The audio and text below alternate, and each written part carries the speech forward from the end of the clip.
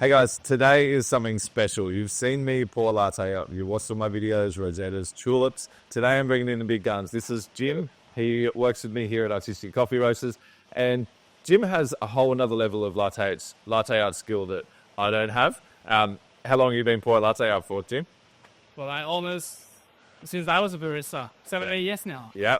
And I'm very much like cafe based, just pouring out like real quick coffee, but Yep. Jim's going to teach me today and humble me on how to free pour coffee. So we've got a simple pattern that you're going to teach me how to do. You're going to teach me some tips and tricks that you can follow along with if you really want to improve your free pouring and your latte art. So let's get started. Let's get started. So, a few tips for Jimmy to make a really nice rabbit pre-pour pattern. First thing first, we need to get a coffee shop. Any particular coffee better for latte art? We're always talking about dark roast coffee because you can get a bit more contrast. Sure. So, it doesn't need to be very Italian dark roast like. Yeah. It can be something medium roast like our champion blend would be really good options. Yep. We got a nice creamer, so it takes along. What I'm doing now, using our ratio 22.5 grams in and 46 grams out with a split 2 shots, which is single shot in your cups. Yeah. That's a 190 ml cup, that one. Yep. You can obviously do this in a larger mug, then you just got to think about your milk levels and whatnot, but you like a single shot through this one, it would blend nicely. Yep. So, very important part for now, we start stretching the milk. Yep. Which is we steam for 2 cups of coffee. Any particular style of milk that we want to get to? Yep. 2 points that you want to hit in. The right texture, which is around just a centimeter foams on the top of the cup. And also getting a right temperature is very important. So recommended will be 55 degree to 60 degree. So I've done a bunch of videos on milk texturing. Luke's done some videos. I'd go back and watch those videos just to nail your milk texturing, because if you haven't nailed your milk texture, this is going to be really hard. Yep. Yeah. And now that's the part. So change the way to hold your cup is important compared to what we're pouring in a rosetta, tulip, or a swan. So now we need to hold the cup like this. Okay. Why? So you can spin your cup while you're doing a free pour out there. Yeah. So now we just a little bit milk in. So you get a very nice creamer.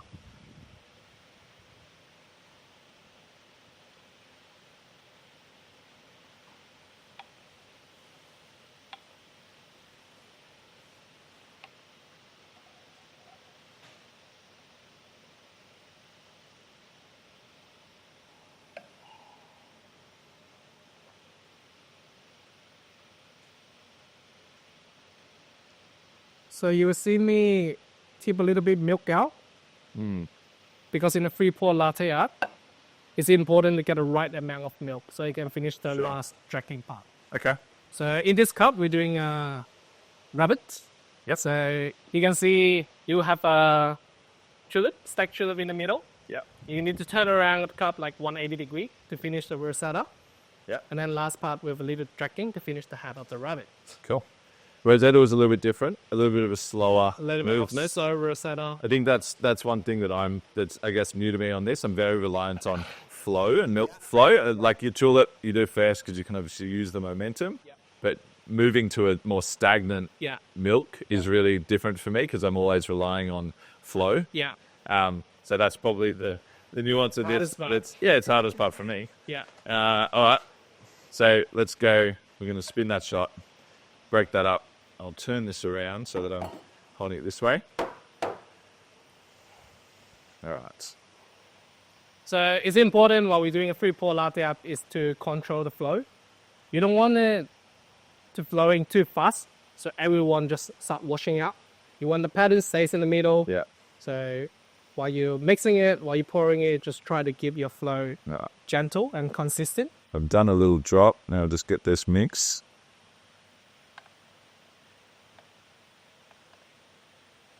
I'm going to spin or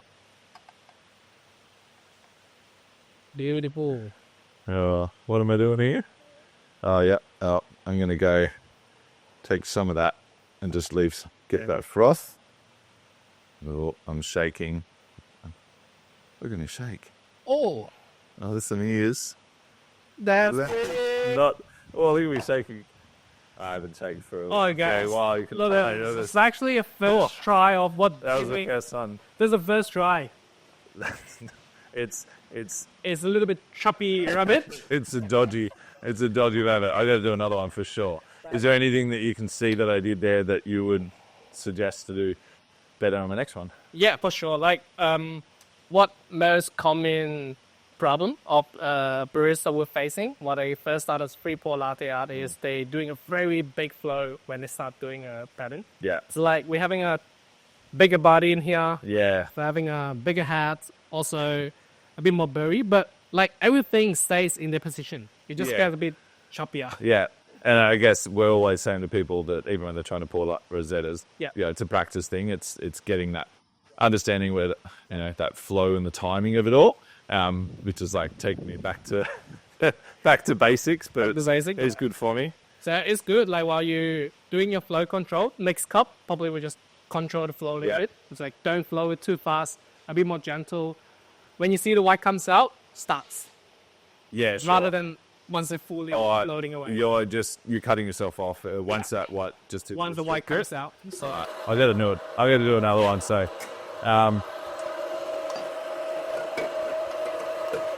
now you've had some pretty interesting milk jugs, over your time.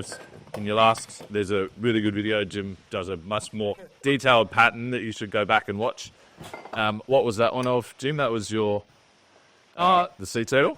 yeah, so for doing the free pour latte art, choosing the right milk jar was important. So you'll see lots of milk jar options in the market. Oh, yeah. All right. We'll let Jimmy to do everything, all the way from extracting the shot until he's stretching the milk. So remember, we don't go too hot there. Okay. But yeah, last time we were using a nasty milk jar, which is a design by a world latte art champion in 2018 from Malaysia. So he will get a bit more sharper spout, a bit more wilder surface in the milk jar, so you will get a bit more control. So you know how important to gain the control on the flow, right? My milk's a little bit thin. That's okay. Well, Let's do our best. It works. We'll do our best. All right. Attempt number 2. Yeah. Oh.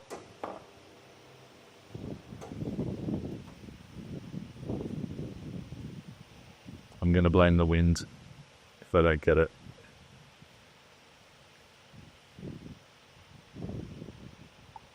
That's it. That's it. Turn around. Ooh, beautiful. Now we just tip off a little bit of milk Oh, yeah. because it's almost overflowing. So it's important we tip off a bit of milk. Otherwise, you gotta finish your pattern with I your don't have much froth in there. overflowing cup. See, I got nothing. I'm going to just spin another one because I don't want to use that one now that I've done that. Yeah, that's very good to notice. Like when we are almost finishing the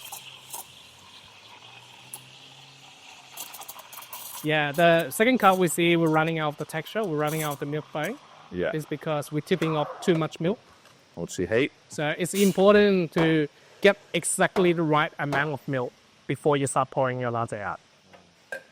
So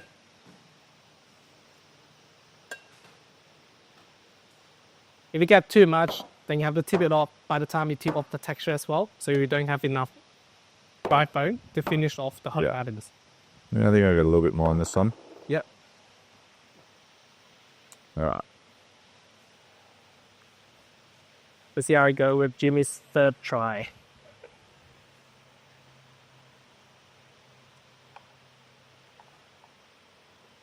No, that It's really good.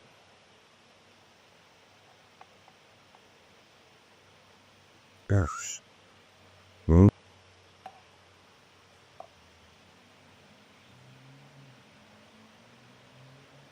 You're right. The first one was better.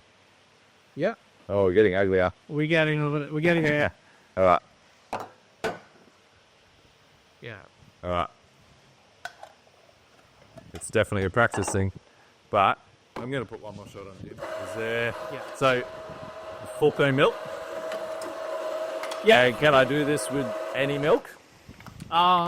You will find a bit more difficult while you're doing any alternative milk, because any alternative milk, they have more water content, Yeah. and it doesn't really work well with the coffee normally. So it's very easy to blur. So experienced barista will notice when they try to pour latte out in soy milk, oat milk, the pattern which is very easy to wash off and blur. So it's still doable. It just needs a bit more focus on your milk temperature, like don't steam it too hot. At the meantime, you need to mix a little bit before you start pouring it with the alternative milk. Okay. So yeah. All right. Look at that. Making a good mess over here. That's like.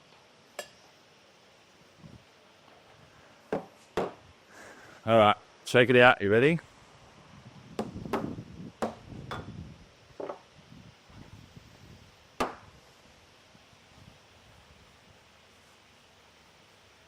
Shaky, shaky.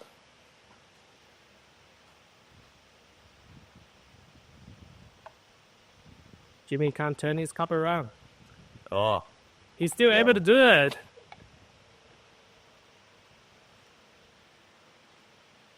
Oh. Can he recover? He's got one ear. He's got two. He's better face. Okay. Mate. It's an ugly rabbit, but I can see. It's definitely I can sitting in the see- middle. Yeah, it's thinking about those things like holding the cup right.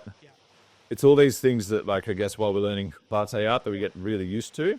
I know when I'm training people and teaching them about rosettas and they're so used to doing other things that it's just not their space. So it's definitely a learning curve that I think takes people to the next level. We've done some latte art comps lately, Christmas party, and this is a big part of it now because it really is becoming more of the industry. Yeah. So thank you for those tips. I'm definitely going to have to practice. Glad to be here. Yeah. The more we pour, the better we'll be. Yeah. So thank you. Or stay tuned. There'll be lots more videos of free pouring and latte art. So thanks, Jim. Thank you, Jimmy. Appreciate it. Yeah. Thanks for watching, guys. If you try this, let us know in the comments below. Tag us on socials. If you take photos and you're on Instagram or any of the social channels, tag us so we want to see them. And put your comments in your questions in the comments below so we can answer those for you. Thanks for following the community. We appreciate it. If you haven't already subscribed to the channel, hit the like button and the bell icon. Thanks for watching. Thank you.